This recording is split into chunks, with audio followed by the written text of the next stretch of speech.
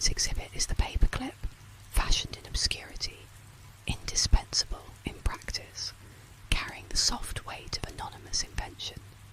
Let your thoughts uncoil and your breath settle in. Should drowsiness arrive before our story concludes, consider it a courtesy of the collection. Now, let us open the glass case and listen for the silence between its hinges. Here, curled like a sleeping insect beneath a magnifying dome, lies the paperclip.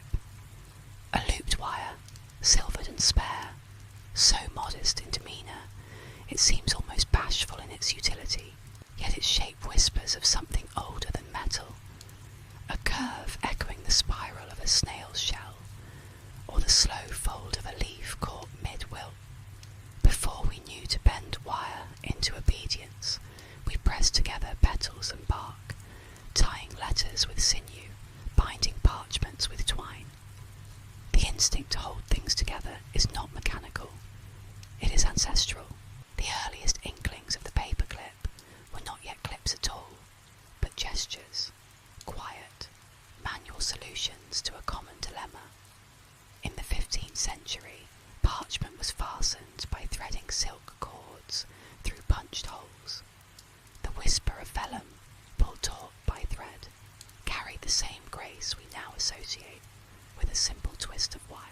One can almost hear the muted rustle of pages beneath a scribe's fingertips, the faint hush of felt gloves sliding over fibrous skin. Metal came later, as did the notion of convenience.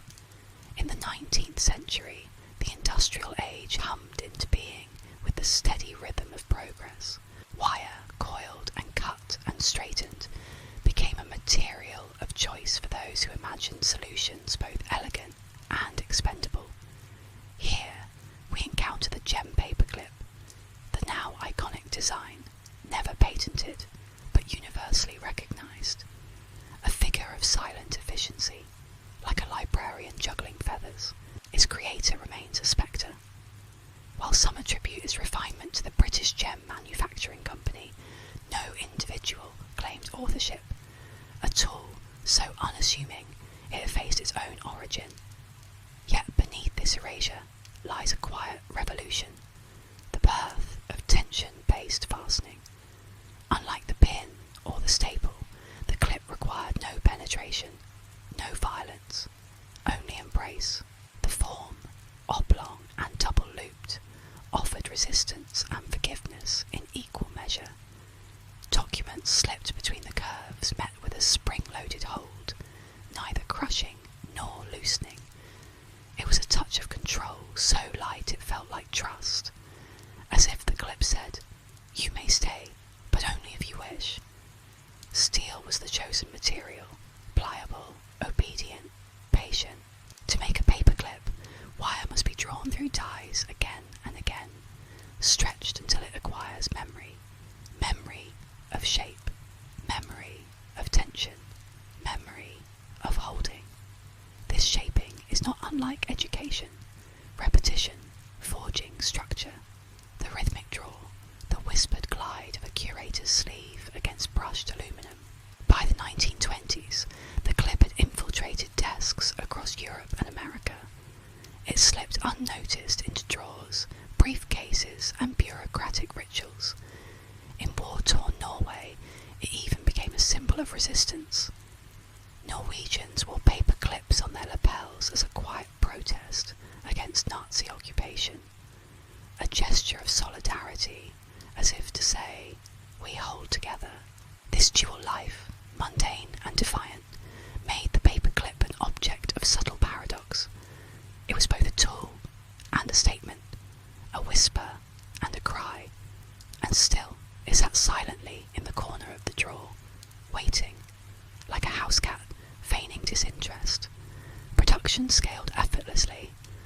Machines, gleaming and monotonous, performed the bends with inhuman precision.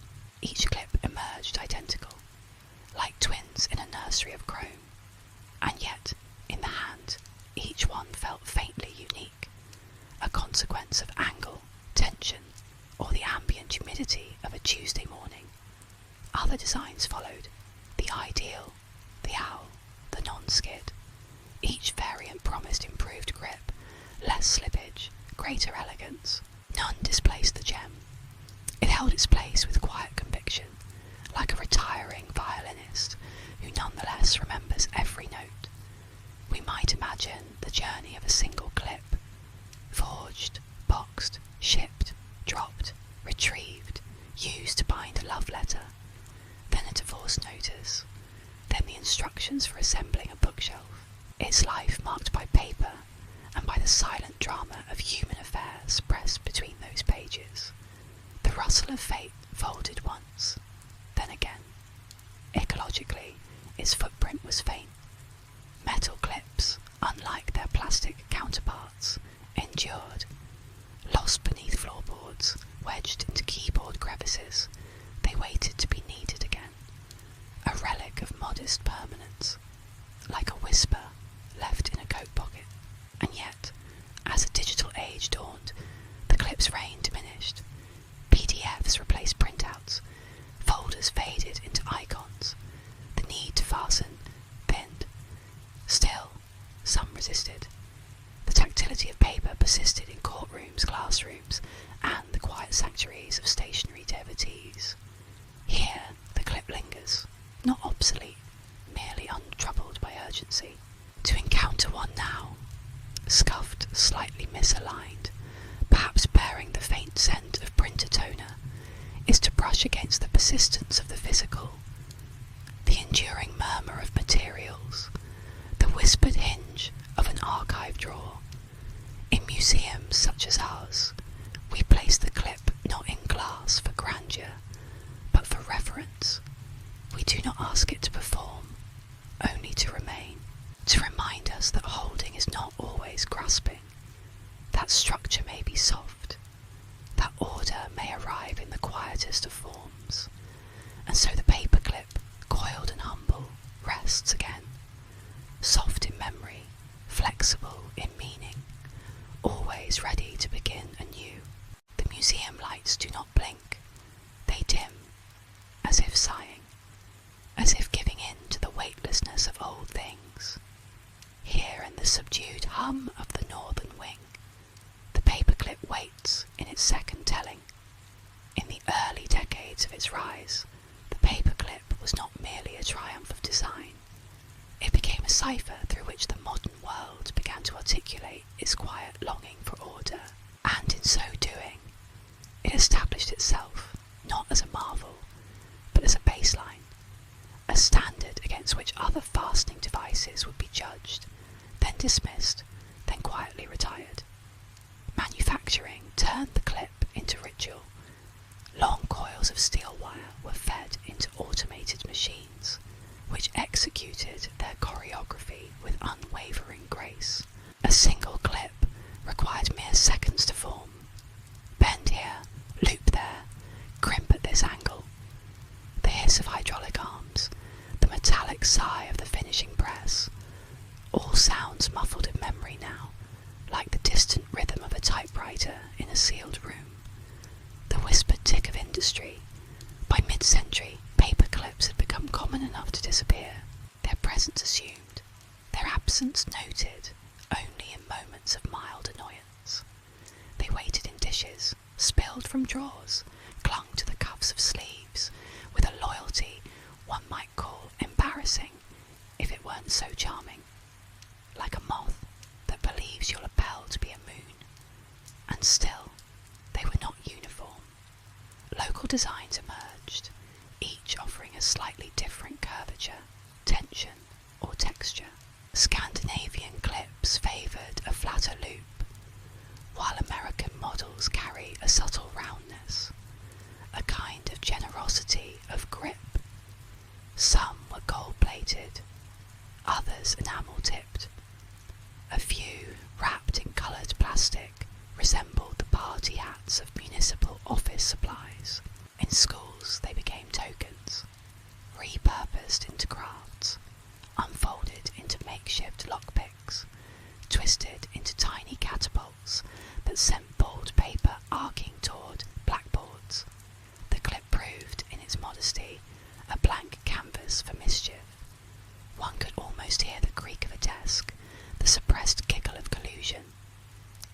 where its use grew solemn. Clerks in archives threaded brittle documents into stacks held firm by a single loop of wire. Courthouses across continents relied on its modest pinch to separate tragedy from precedent.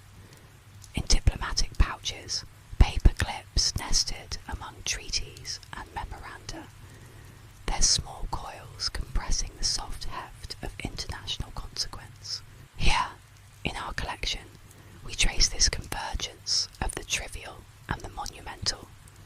The same clip that binds a grocery list once restrained a death certificate, an object untouched by sentiment, and yet repeatedly invited into the folds of human urgency. Even as computers whispered their glossy promises, the clip endured.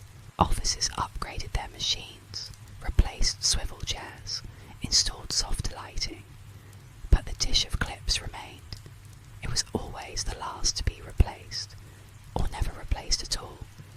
Manufacturers adapted. Eco-clips appeared, recycled metal, solvent-free coatings.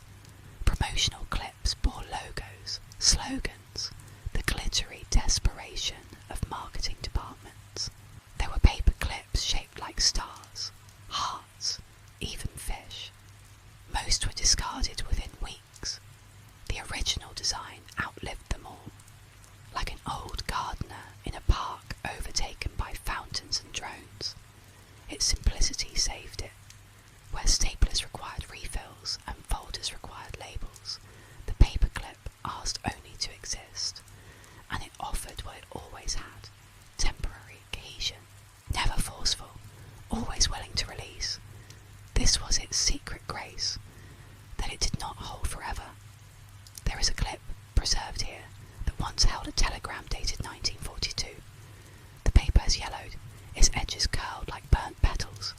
The message within reads only, "Arrived. Stop. All well. Stop." The clip, though rusted, remains intact, a sentinel of relief. Visitors often overlook this case. It is easy to miss. The lighting here is purposefully soft, the signage modest, but for those who notice, there is a stillness that settles in, like watching dust suspended in sunlight, like a librarian juggling feathers. Collectors emerged, of course. As with all things touched by time, the paperclip acquired a secondary life as artifact. Some clips bear patent numbers, others tiny stamps of origin. There are museum-quality examples forged in wartime factories, bearing the slight asymmetry of manual bending. One such clip, discovered in a desk left untouched since 1933, bears the faint imprint of a thumbnail, a crescent of pressure frozen in steel. We have, in our archives, a letter from a German engineer written in 1904, lamenting the increasing popularity of foreign clips. "They are too flexible," he writes, "too generous in the loop. Precision suffers." His tone is not angry, only disappointed, the kind of disappointment one reserves for an umbrella left open to dry, only to find it warped by nightfall. And here lies the quiet paradox of the paperclip's success. The more universal it became, the more invisible it grew. It succeeded so thoroughly that it vanished. Even now, as I speak, there may be one tangled in the folds of your sleeve, or resting beneath the lip of your desk lamp, or waiting patiently inside the spine of an old notepad. To see it again is not to discover it new, but to remember that it never left. And so we leave it here for now, resting beneath the hush of the glass, in a room where footsteps soften and walls absorb all but the faintest echo. The paperclip, coiled and observant, waits without waiting, still as a hush before sleep, quiet as breath drawn through linen. The exhibit remains open. Shall we continue? The gallery we now enter is narrower than the last.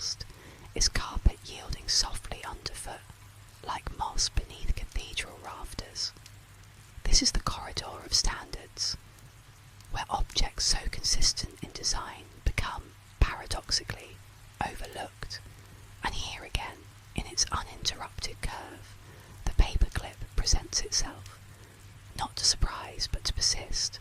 In the decades that followed its silent conquest of the desk drawer, the paperclip became an emblem of predictability. But even in this steadiness, change worked quietly around its edges. The materials industry, that vast and murmuring field of alloy and process, introduced small revolutions, tempered steel for elasticity, rust-resistant coatings for longevity, and extrusion techniques that refined every millimetre of curvature. The faint click of the die press, the breathless silence of the cooling bath. Plastic, once a novelty, arrived in colour. Early versions were brittle, prone to snapping with the indignity of a twig underfoot. Later, compositions allowed for a more forgiving flex. These clips arrived in pastel hues, often sold in assortments designed less for function than for flair. Some glowed faintly in the dark, others smelled faintly of strawberries, yet they held less well, a whisper of whimsy without the backbone. The traditional clip, uncoloured, unperfumed, endured. Its restraint was its advantage, like a monk beside a parade. In the late 20th century, office culture reached a peculiar crescendo. There was a cubicle for every function, a form for every doubt. Bureaucracy, that slow-moving avalanche of documentation, demanded tools of reliable silence. And so, in millions of fluorescent-lit enclaves, the paperclip fulfilled its calling. It did not protest. It did not gloat. It simply held. Here we display a clip recovered from a federal record centre, once used to bind a classified memo concerning the redesign of parking permits. The memo is declassified. The clip is unchanged. One might say the document has moved on, while the clip has not, like a guest lingering after the orchestra has packed away its instruments. Not all stories are so banal. In 1989, a Danish typographer reportedly used a paperclip to disable a jam typesetting machine, a gesture of calm improvisation later misremembered as genius. He denied heroism. It was simply what was near to hand, he said. And that, perhaps, is the essence of the clip. Proximity over drama, presence over novelty. Its integration into our visual shorthand became complete when even software acknowledged its form. In the 1990s, an animated paperclip appeared on screens worldwide, winking and bouncing with questionable enthusiasm. A helper, it claimed. An irritant, it proved. Its death was unceremonious. But the real clip, inert and unblinking, survived this caricature. Somewhere in the archives of this museum, we keep a box of these digital imposters, their grins printed on outdated packaging. We do not display them, but they wait as all things do. Even language absorbed the object. To clip became both verb and metaphor. We clip coupons. We clip birds' wings. We are clipped in tone when brevity veers toward brusqueness. And always, quietly, the paperclip waits at the root of the phrase, the quiet rustle of etymology. During a period of paper abundance, the 1990s and early 2000s, some large offices reported monthly usages in the tens of thousands. Entire economies of retrieval evolved. Interns were dispatched with magnets, sweeping floorboards for errant loops of steel. Some companies began branding their clips, embossing initials into the metal as if preparing for a future archaeology of the mundane. A small firm in Belgium created a series of limited edition brass clips, each with a slightly imperfect loop, marketed as artisanal. They sold modestly. One reviewer noted that they were lovely to touch, but less willing to forgive paper that hesitates. A poetic complaint. We have one in our collection. It creaks faintly when unbent, like the sigh of an accordion exhaling its last note. In hospitals, the clip found unlikely fame. Patient charts, heavy with annotation, were held by oversized variants. Double-strength steel, rubber-tipped for grip.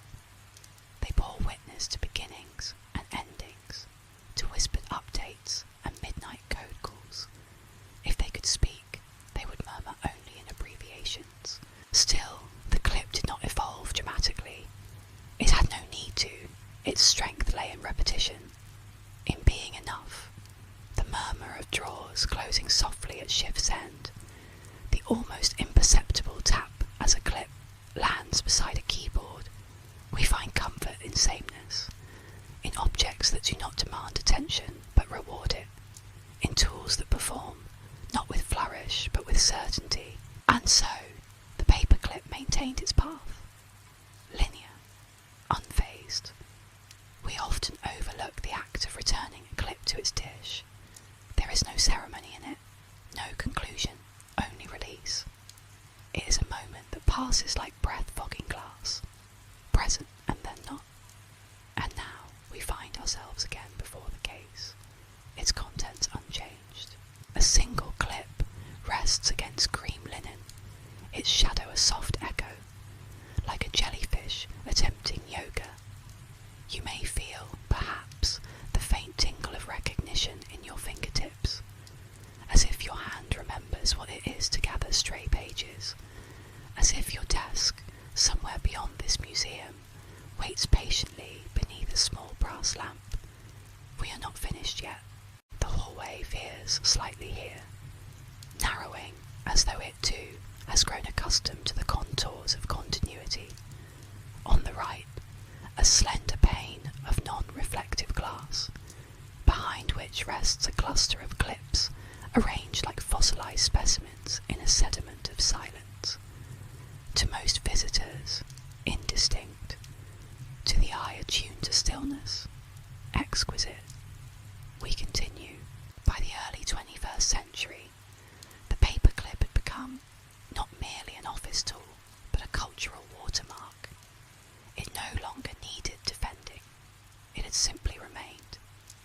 Through dot-com booms and quiet recessions, through the endless upgrading of everything else, the clip kept to its function, like a candle refusing to be electric.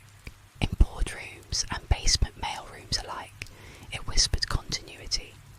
Its presence was not always noticed, but its absence often provoked a peculiar sense of disarray.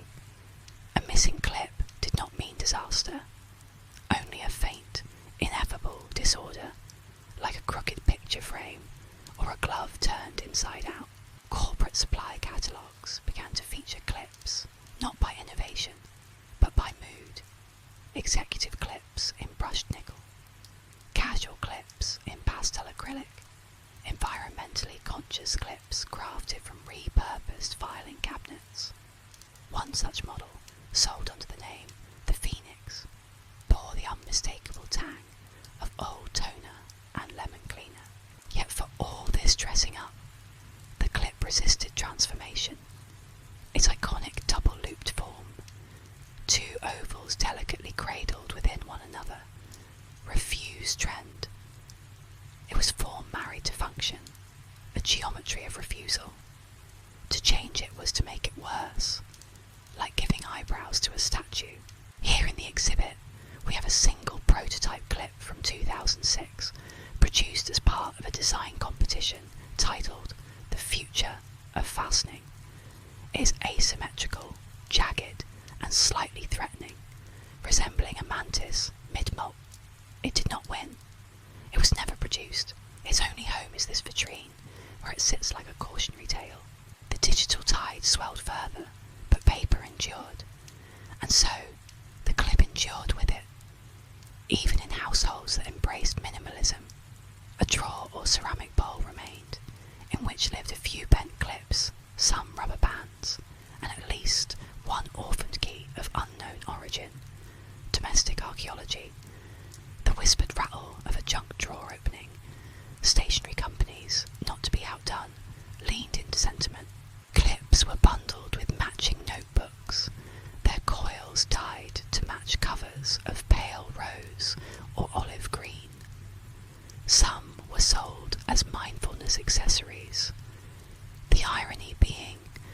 Few objects had ever been less anxious about their own identity.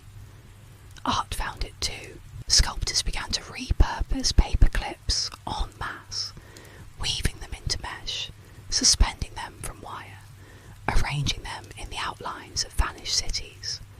One installation, titled Retention, featured 10,000 clips arranged in concentric circles.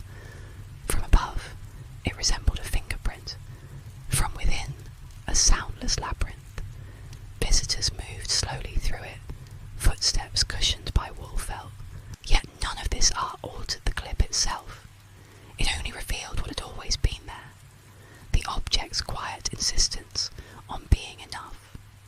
A journalist, writing in a minor design quarterly in 2012, referred to the clip as the punctuation mark of administration. Never loud, never final, but essential to the shape of the sentence. We have framed this page beside the very clip that once held the issue together.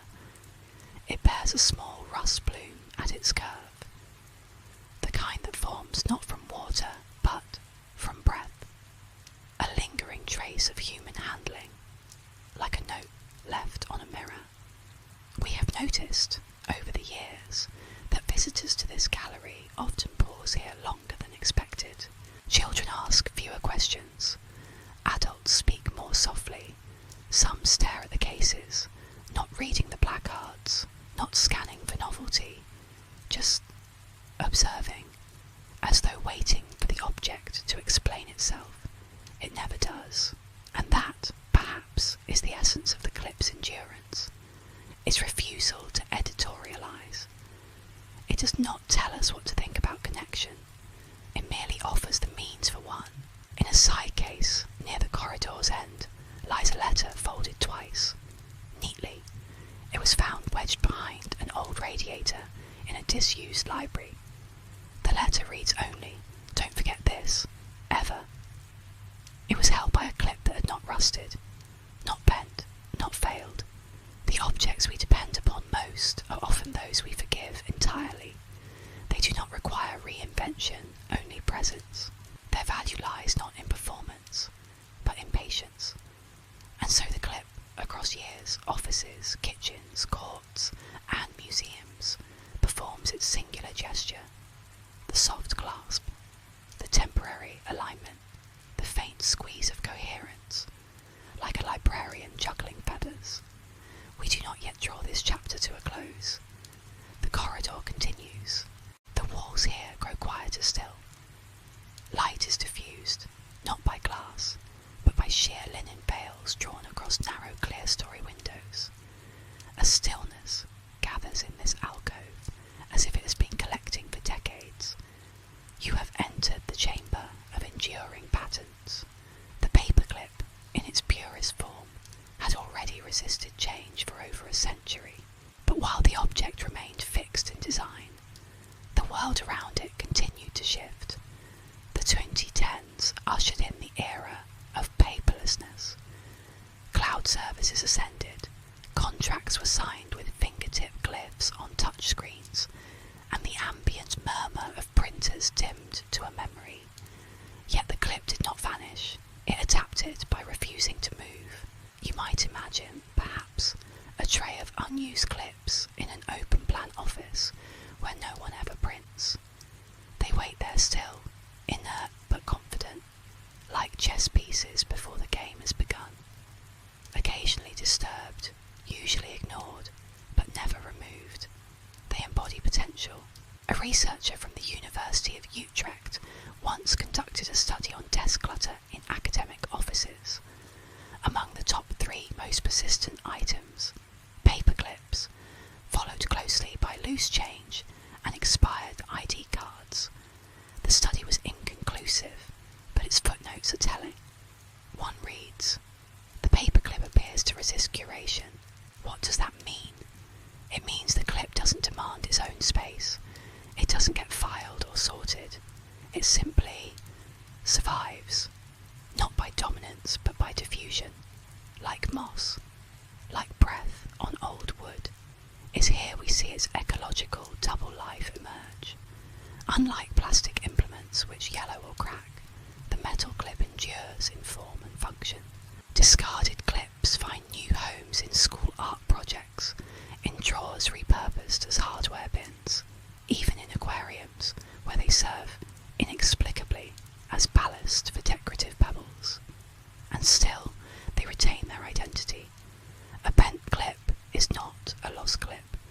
It is a future hook, a reset tool, a lockpick, a sculptor's armature. We once interviewed a violin repairer who used a straightened clip to realign fine tuners. It is exactly the right balance between firm and forgiving, he said, polishing the bridge with a cloth that smelled faintly of resin and old music. Here in this chamber we keep a drawer, not a vitrine, but a functioning, time-worn drawer, filled with such specimens. Clips found, kept, altered. One has been twisted into the shape of a treble clef. Another wears a loop of red thread, as if it once marked a page that refused to be forgotten. The paperclip's versatility is not versatility in the modern sense. Modularity, expansion, tech stack compatibility. No, it is the old kind of versatility, the kind learned through proximity and patience, the whispered glide of a curator's sleeve along a cedar shelf. We might call it humble utility, but even that seems too loud. What the clip offers is quieter still. Usefulness that does not expire. It is perhaps this softness, this adaptability, that prevented it from being discarded en masse when newer fastening systems arrived. The binder clip may hold tighter, the staple may be more permanent, the folder may be more organised, but the paperclip offers something none of them do: the freedom to change, one as mind. To unclip is not to destroy, it is to allow for revision. Therein lies its peculiar alignment with human thinking, ideas held loosely, plans subject to rearrangement. The clip does not bind, it gathers, temporarily, willingly. A novelist once remarked that she used different colours of clips for different stages of a manuscript: silver for raw drafts, copper for edits, black for final proofs. I know it's arbitrary, she said, but it helps me see time. We have those 3 clips, donated by the writer herself. They rest now beside a printed page that begins simply, Chapter 1. To think that such moments, so bound up in invention and self-doubt, in creation and hesitation, are shaped quietly by a loop of steel, is to understand the strange intimacy of tools, not the ones that shine or announce themselves, but the ones that endure your silence, that offer structure when you do not know yet what the structure is. The paperclip waits. It does not ask to be honoured. It does not even need to be used. Its very presence offers reassurance, a subtle reminder that cohesion, once needed, is always near. And so, in this chamber, nothing glitters, nothing shouts. There is only the slow breath of linen curtains, the soft curve of bent wire, and the quiet certainty that not all support is loud. One visitor left a note in our guest book. I came for the clip, I stayed for the calm. We keep the note in a drawer, fastened by a modest silver clip. When visitors ask if it's part of the exhibit, we only smile. The corridor opens again. The corridor narrows once more, not out of necessity, but as if the space itself is encouraging quiet. Footsteps are muffled by a darker thread in the carpet, and the light overhead turns amber, as though aged by thought. Here we enter the hall of unintended consequence. By the middle of the 21st century's first quarter, the paperclip had entered an era of semantic erosion.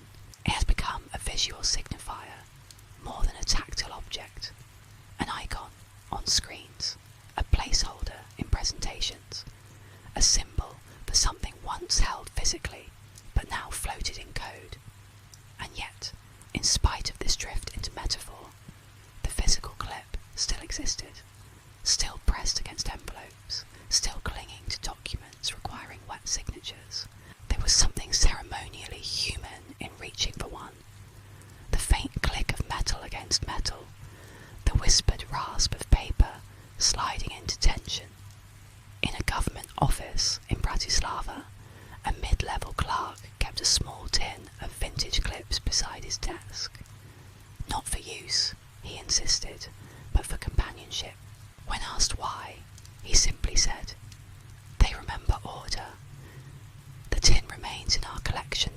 unopened, its contents shift faintly when moved, like a rain stick filled with memory.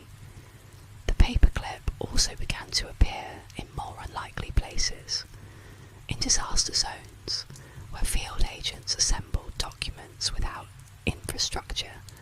Clips offered modular security.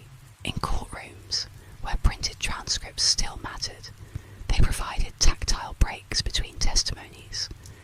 In monasteries where vows forbade digital intrusion, they were still used to compile meditative transcriptions. Even the faintest creak of their tension felt monastic. Some artists began embedding paper clips into resin sculptures, not to highlight them, but to preserve their invisibility, as if to say, here is the thing that held everything together, now caught in amber.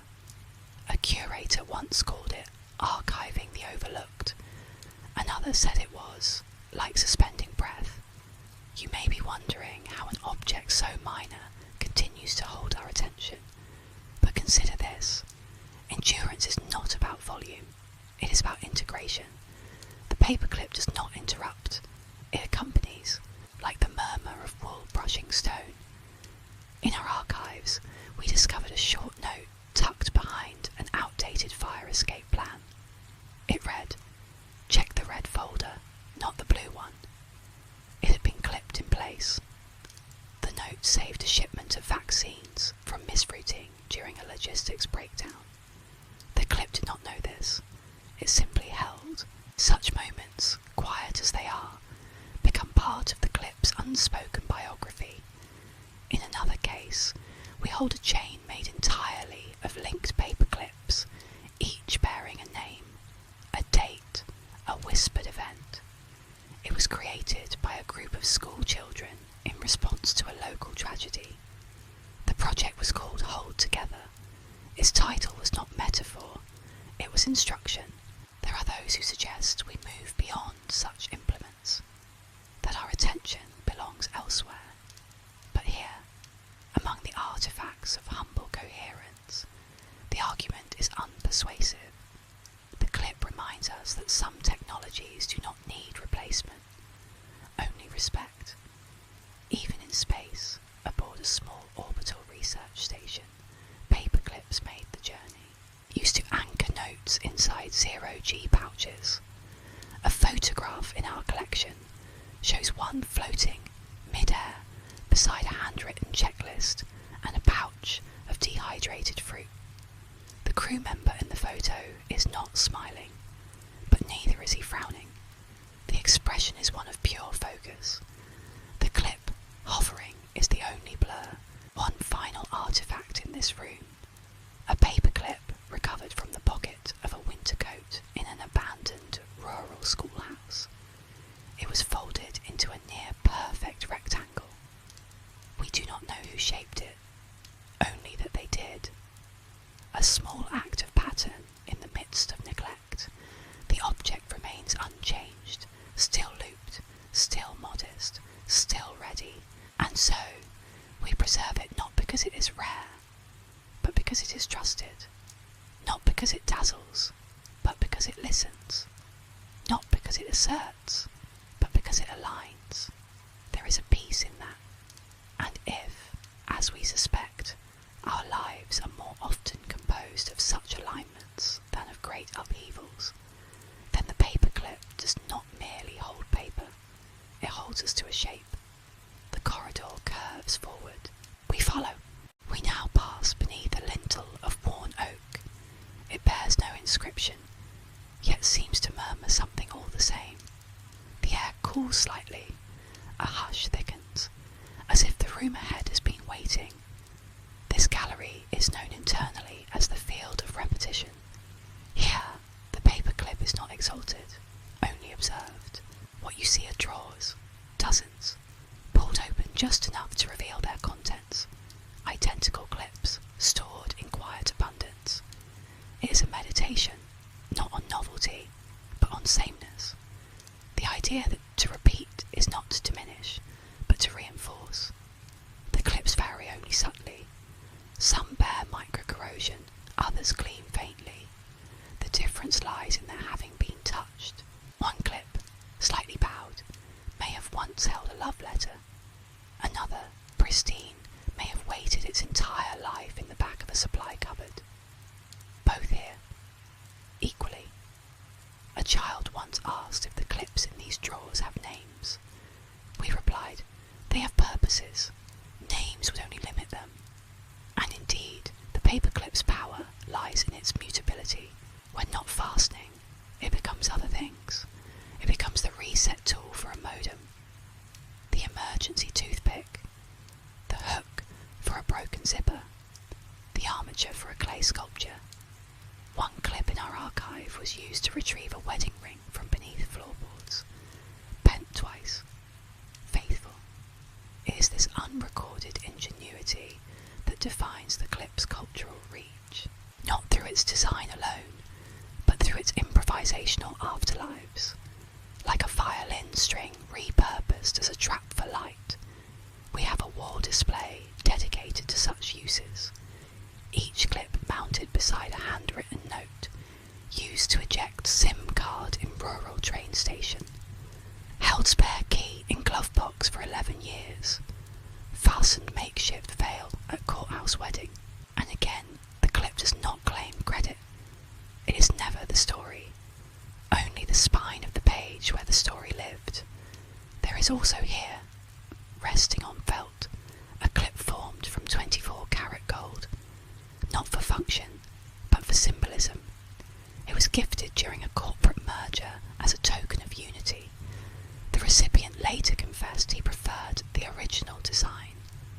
The gold one felt too decisive, too loud, and that is, curiously, the paradox at the centre of the paperclip. It serves without spectacle. It performs without insisting. When upgraded, it loses part of itself, like a whisper shouted through a megaphone. In this gallery, we also keep the oldest surviving clip in functional condition. Carbon dated to the early 1890s.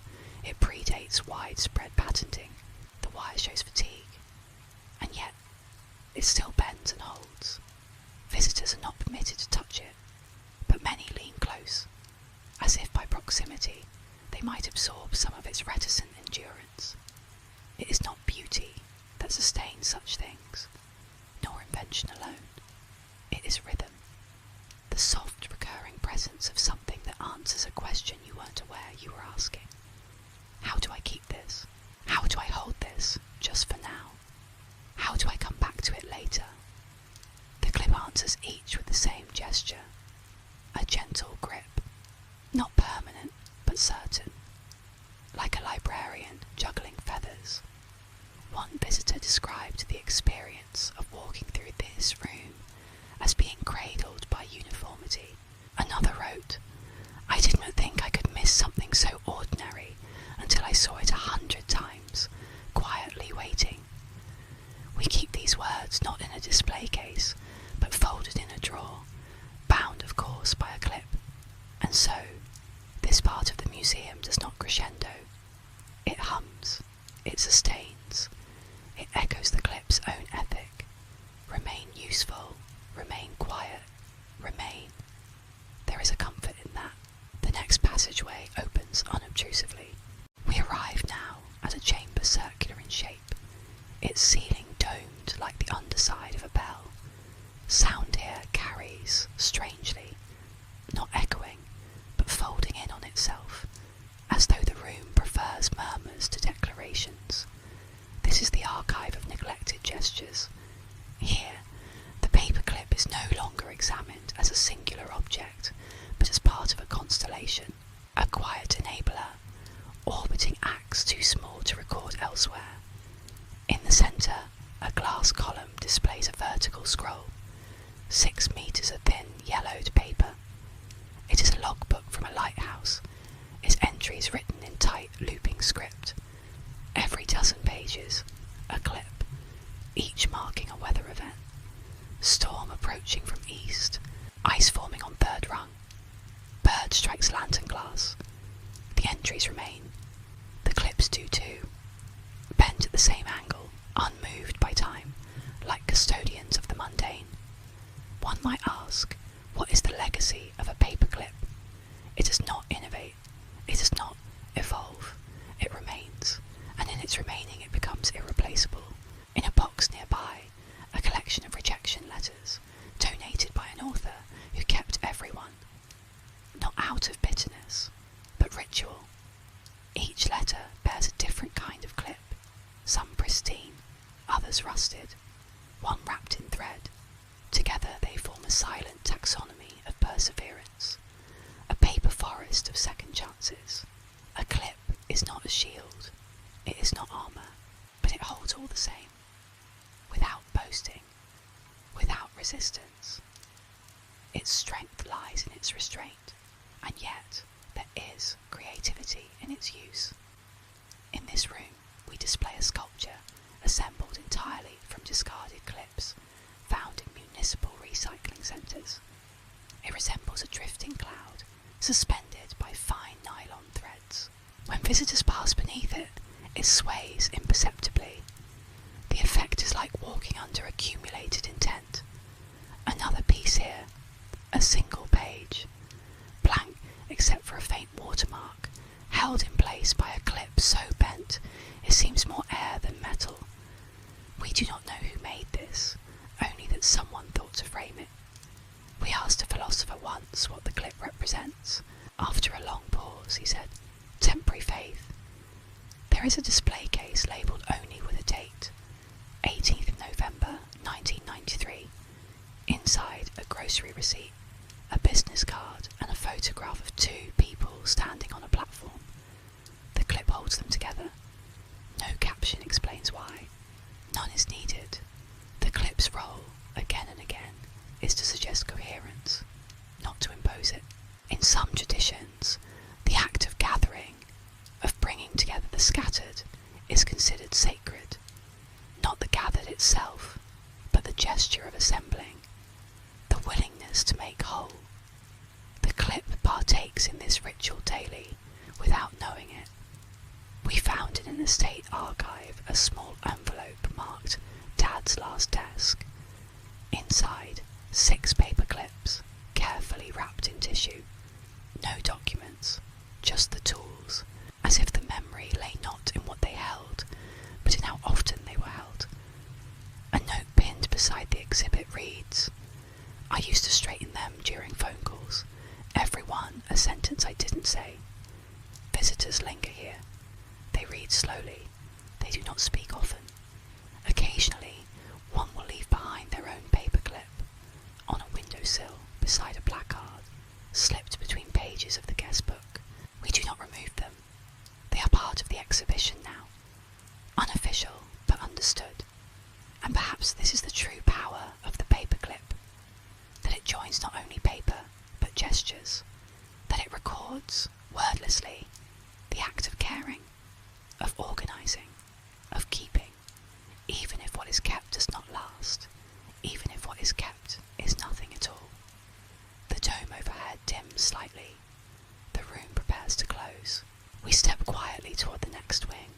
The corridor narrows to a quiet threshold, framed by brushed brass and softened by the breath of old velvet. We enter the chamber of residual purpose. Here, the paperclip is not presented in isolation, but in aftermath, not in its active state, but in what remains when its function has passed. Against one wall, a series of archival folders, each clipped, each empty, their papers long removed, their stories relocated, their content gone. What remains is the imprint, the slight tension warp on the folder's edge, the faint discoloration where metal met fibre, ghosts of utility. This room speaks to those who understand that objects, like people, retain traces of what they've held. In a shallow drawer labelled partial failures, we find clips bent beyond reuse, twisted, warped, stretched open, like questions never answered. And yet, each was once whole. Each did its work. Their deformity does not diminish their history. One resembles a sleeping heron, another the open Visitors often misread this display as critique. It is not. It is a gesture of gratitude that even when function ends, form remains, and in form, a kind of memory. To the left, an exhibit titled Letters Never Sent. Pages folded, clipped, never addressed. One begins, I wasn't sure whether to write this.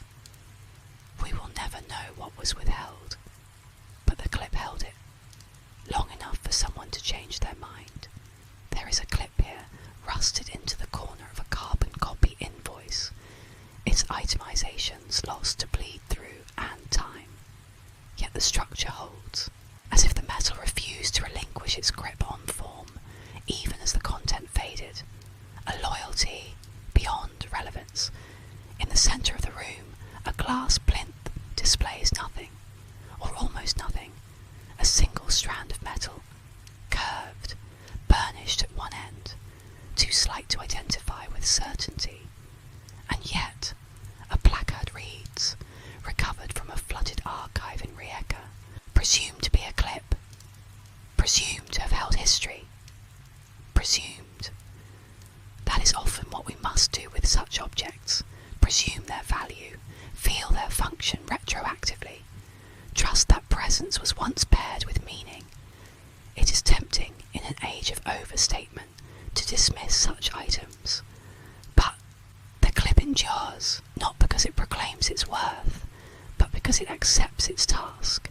And what, after all, is memory but a collection of such tasks? The arrangement of moments, held loosely, just enough to revisit, never so tight that we cannot let them go. We have a display called After Use. In it, a clip with a square of faded wrapping paper, a clip around a torn page corner, a clip still threaded with a single dog hair, each fragment unimportant. Together, they make a tapestry of keeping. It is in this chamber that one begins to realise the paperclip was never merely a fastener. It was a silent agreement. I will stay, it said, until you no longer need me. In the far corner, an audio loop plays the ambient sounds of an empty office. The buzz of fluorescent light, the hum of an old computer, a chair shifting slowly across tile, the soft metallic clink of a drawer being opened, then closed. That drawer once held paperclips. We do not need to see them to know they were there. And so, the chamber of residual purpose teaches us this, that to have been useful is its own kind of glory, that to have held, even once, is enough. The air moves differently here, not with finality, but with pause. The next gallery lies ahead, dim but not dark. We pass now beneath a lintel, not marked by any sign, but softened at the edges, as if worn by decades of slow passing. This is the threshold of misplacement. The objects here are not broken, they are not discarded, they are simply elsewhere than intended. And so, it is with the paperclip, that master of quiet migration. Here, we consider its unintended travels, not the documents it bound, but the places it went without invitation. One drawer in this chamber contains only lost clips, recovered from unexpected places, the lining of a suitcase, the hem of a curtain, the inner rim of a typewriter spool, each tagged with location and date, not because they are significant, but because they occurred, a taxonomy of the quietly displaced. A school janitor once mailed us a tin of them, each found beneath floorboards during a renovation. His note read, I thought someone might want them. They were still doing their job, just not for anyone. That phrase stuck with us. Still doing their job. There is something in that brushes against the sacred. Paperclips do not resist relocation. They are light, pliable, humble in their obedience to gravity. They drift, they settle, and yet, when found, they are never unrecognisable. A paperclip is always a paperclip, even when corroded, even when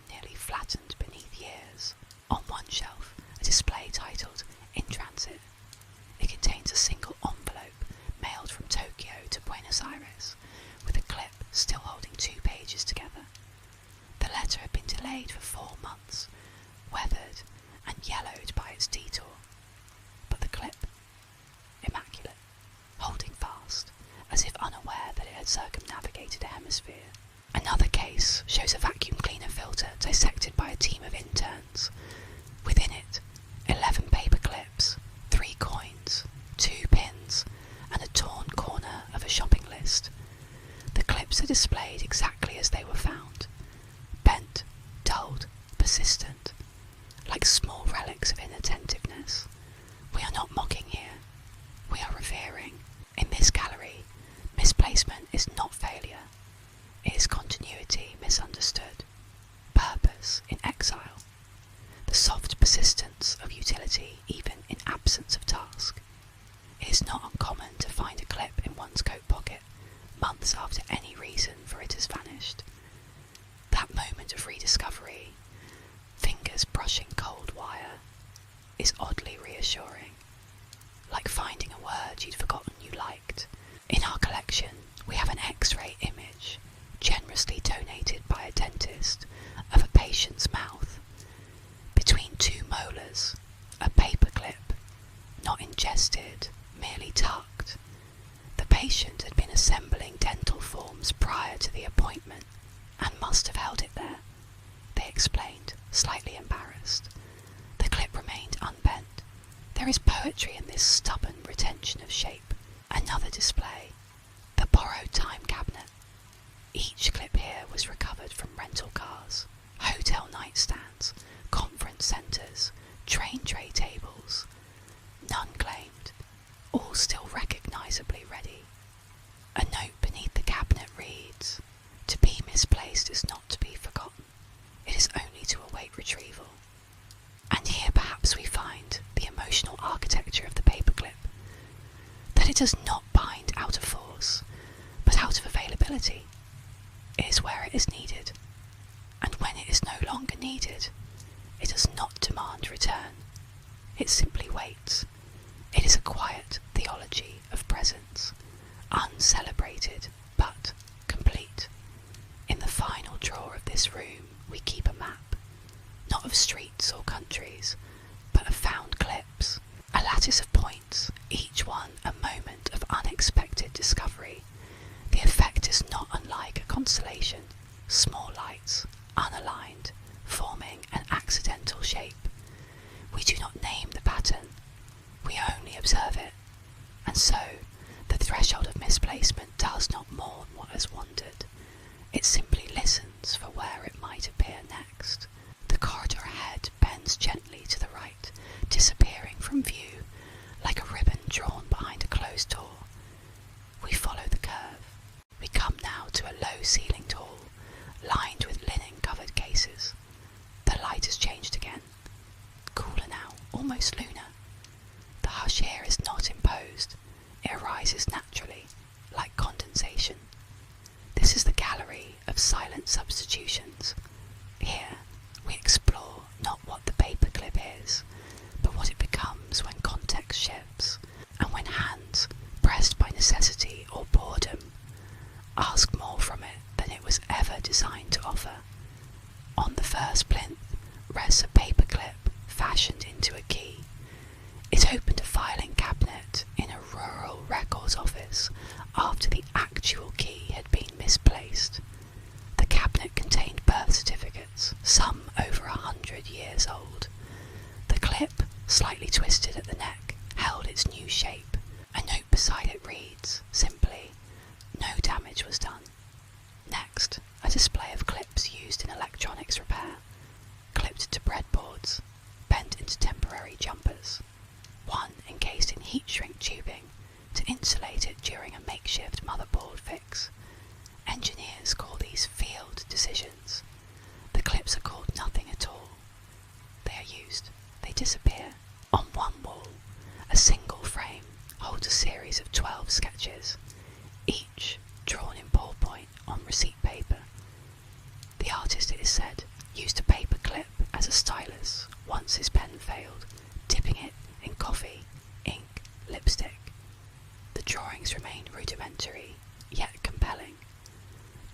rests nearby, its tip stained, its arc faintly corroded.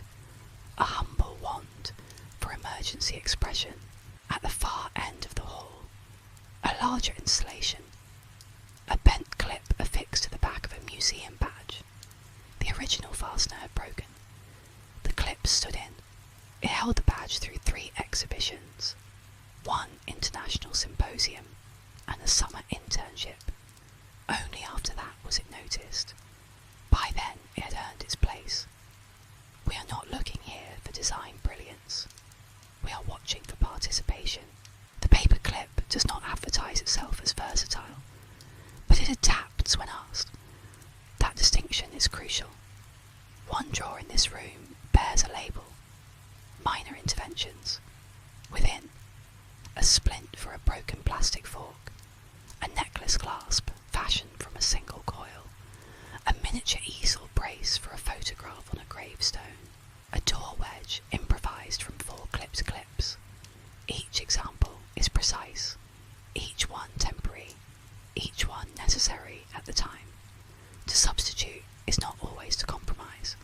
Sometimes it is to reveal that utility resides in presence, not pedigree.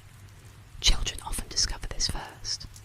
In our education wing, a wall-mounted case holds dozens of clips transformed into small sculptures by students. Animals, spirals, tools, letters. One reads, "Dear Museum, I made a giraffe." It's called Clipsy. I hope it helps people feel okay. It does. There's a cabinet labelled Emergency Theology. Inside, a clip bent into a cross found among refugee belongings. A clip twisted into the Hebrew letter Chai, meaning life. A clip folded into the shape of a crescent. These were not made as symbols, they were made as reminders, things to hold in the hand when nothing else could be. Here, the clip becomes something else entirely, not a fastener, but a companion. We often forget how often improvisation is not cleverness, but need. This gallery honours that need, honours the moments where silence and shortage intersected with a willingness to try.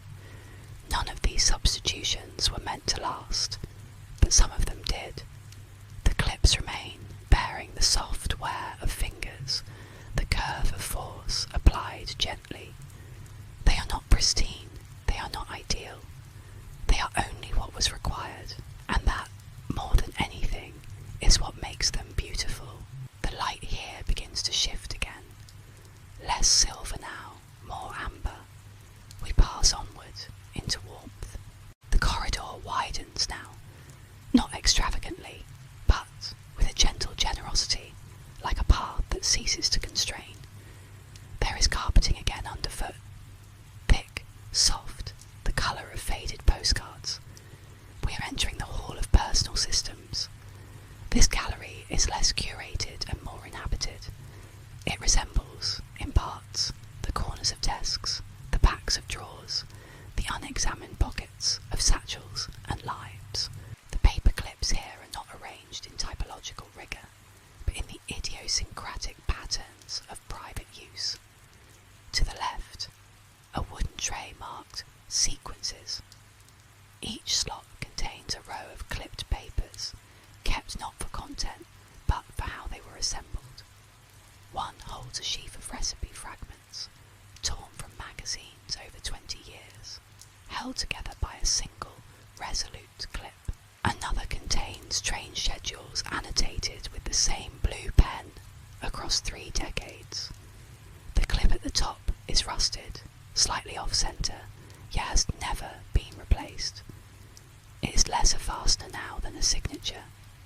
Across from it, a shadow box titled Pocket Systems. These are the collections people carry unknowingly. 2 paper clips, a stub of pencil, a coin. These systems are not efficient. They are familiar. Visitors sometimes lean in and murmur, "I have one just like that." On a central pedestal sits a book of photographs, images submitted anonymously, each depicting a personal paperclip usage, a boarding pass clipped to a prayer card, a legal summons bound with a grocery list,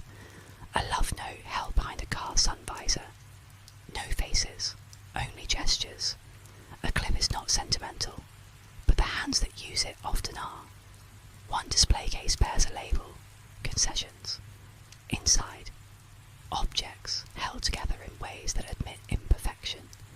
A manuscript draft where the clip is offset, pages askew. A student notebook where one corner is folded under the clip, as if to make it fit. These are not errors, they are accommodations, small acts of acceptance, a way of saying, this will do. The clip permits such adjustments. It does not demand symmetry, it allows. We find also a shelf of interleaved pages titled Almost Organised. Clips here gather items not by category, but by moment. The contents of a wallet emptied after a funeral. A collection of fortunes from cookies received during a difficult winter. A stack of receipts from a holiday taken alone. The clips are the only structure applied. They do not impose order. They preserve occurrence. One corner of the gallery is reserved for an installation called the desk as weather. It features a replica workspace slowly rotating, like a clock hand. On its surface, scattered pages, unopened envelopes, 2 bent clips, and the soft sound of a pencil rolling. Every hour, a small motor lifts and drops the edge of the desk slightly, shifting the contents just enough to evoke time. The clips do not prevent this drift, they inhabit it. This is perhaps the most honest portrait of their purpose, not to fix the world, but to make its disarray briefly navigable. We spoke once with a hospice nurse who carried a single paper clip in her breast pocket throughout her career. She never used it. She simply liked knowing it was there. That clip is here.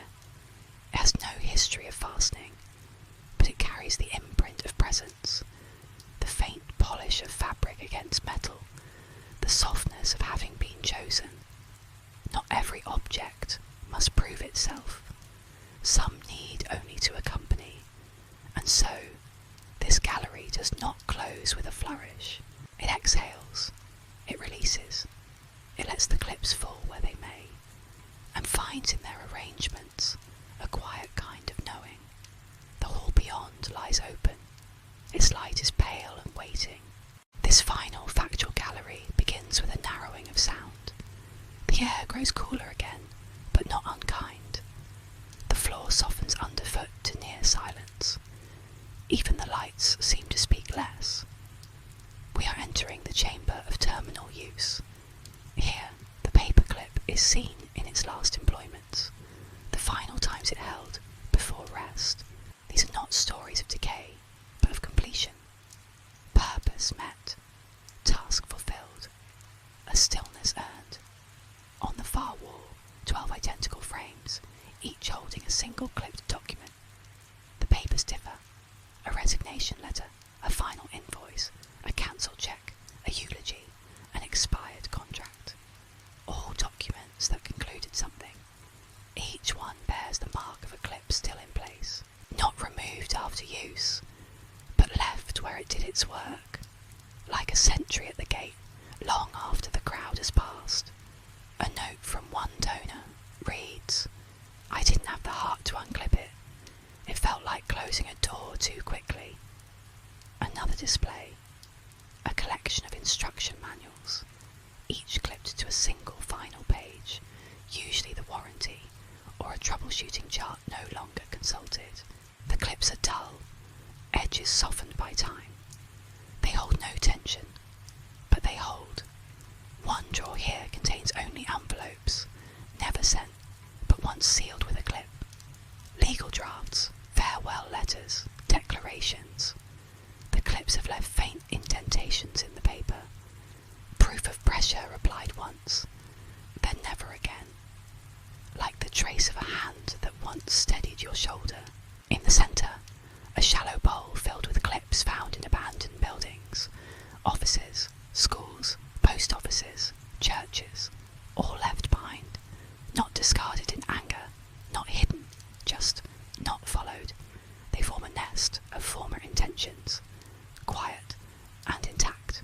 We do not romanticize this, but we do acknowledge it. There is a station here where visitors may bring their own clips. To leave them behind others. We do not ask their stories, we simply add them to a growing wall of stillness. One clip, anonymous, bears a note. Held a child's drawing for 11 years. No drawing remains, only the shape of holding. And yet, even here, in this room of finalities, the paperclip does not grieve. It does not resist rest. If anything, it accepts it with grace. Having done what it was made to do, it asks for nothing further. A final vitrine, simply labelled Repose. Inside, a small white cloth. On it rests a single clip, clean, unbent, unused. It has never held anything. It was found in the packaging of a decades-old stationery set, sealed and untouched. It is perfect, and yet its perfection carries a quiet sadness, untested, unknown, like a voice never called upon. Some visitors say this is the most moving piece in the entire museum. Others walk past without pause. The clip doesn't mind. It was ready either way. This chamber ends with a window, not large, frosted. It lets in light without detail. Outside, wind stirs through branches, unseen but audible. Somewhere, perhaps a drawer closes. We leave the paperclip here, not because it's finished, but because we are.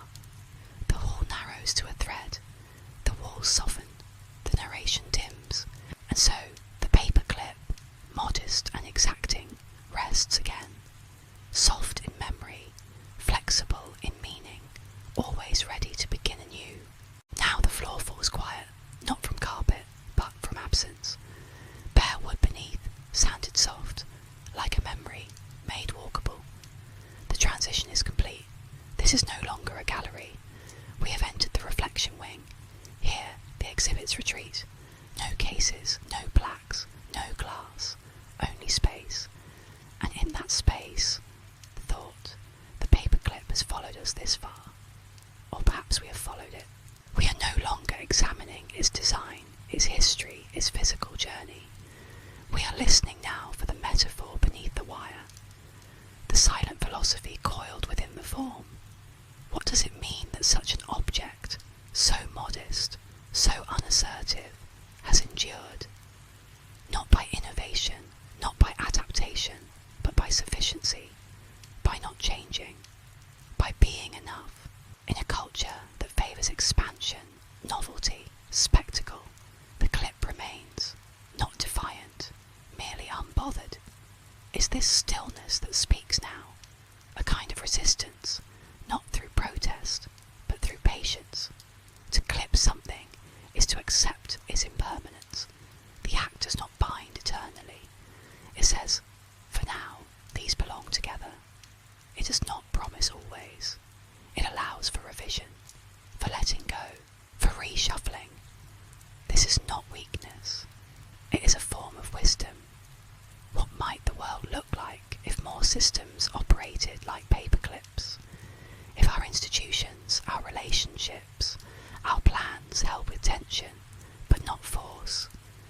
If they allowed for change without collapse? The clip teaches us about gentleness in structure, about strength without imposition. It does not hold by piercing, but by embracing. A loop around possibility. Its silence is instructive. The clip makes no sound unless mishandled. It does not announce its presence. It does not need to. It succeeds by receding, by allowing the focus to remain on what it holds, not on itself. It is perhaps the inverse of our time. A theologian once described grace as that which holds without gripping. One wonders if he had a clip in his pocket when he wrote it. The paperclip reveals the beauty of the secondary, the dignity of the helper, the poetics of the periphery, and yet it is not passive. It acts, but only when asked. It holds, but only as needed. We begin to see it not as a thing, but as a gesture of care, of containment, of quiet witness. It watches our lives from the edge of the desk. It listens as we shuffle through our days. It says nothing, but it remains. In this wing, visitors do not hurry. They read less. They sit more. The clip is not displayed here. It is suggested, in the grain of the wood, in the folded corners of a visitor's notebook, in the curl of a curtain caught in the breeze. One wall bears a single inscription. There are objects we use, and there are objects that use us gently. Which one was the clip? There is no answer offered, only a bench and time. A hush rises through the boards. The light softens. We stay here a while, in the presence of what does not ask to be seen. There is no threshold to this final room, only the absence of the one before it. We are not entering now, we are remaining. There is no more paper here, no more objects, no more frames, only the hush of completion. You may hear your own breath, or the breath of the one beside you, or the weight of stillness settling like snow in a field already silent. The paperclip is not here, and yet it is present. It has folded itself into language, into ritual, into the unnoticed architecture of dailiness. It no longer asks to be named. It has become instead a shape of care, a curve of attention, a willingness to hold without possessing. You recall, perhaps, the times you used it, to bind your first application, to sort your taxes, to gather a stack of blank pages, still warm from the printer, as if they already knew their future. You recall, too, the times you found one unexpectedly, in a coat pocket, on a hotel nightstand, in the street gutter, upright as if waiting for a second chance. You didn't speak to it, but perhaps for a moment you paused. The clip has taught us the virtue of the provisional, that order can be gentle, that support can be temporary, that structure need not be permanent to be real. In this, it mirrors so much of what sustains us: memory, kindness, attention, routine, the uncelebrated ligatures of a life. To fasten something is to acknowledge it matters. To do so lightly is to leave room for change. There is, perhaps, no monument to the paperclip more fitting than its ubiquity, its disappearance into the background. The way it lets other things take precedence.